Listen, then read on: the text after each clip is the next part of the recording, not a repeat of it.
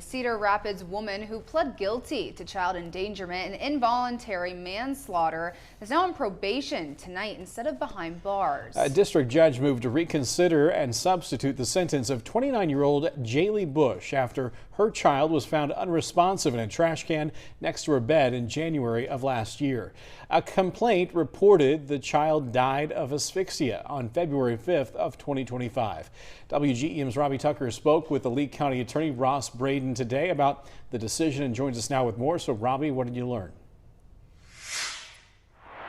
Daniel Olivia Braden told me while the defense will often request that a judge reconsider a sentence, it's far less common for a judge to make the motion themselves. According to Braden, District Judge Wyatt Peterson cited Bush's participation in rehab, her efforts to find employment, and her reconciliation with her child's father and his family as reason to substitute probation for her original penalty.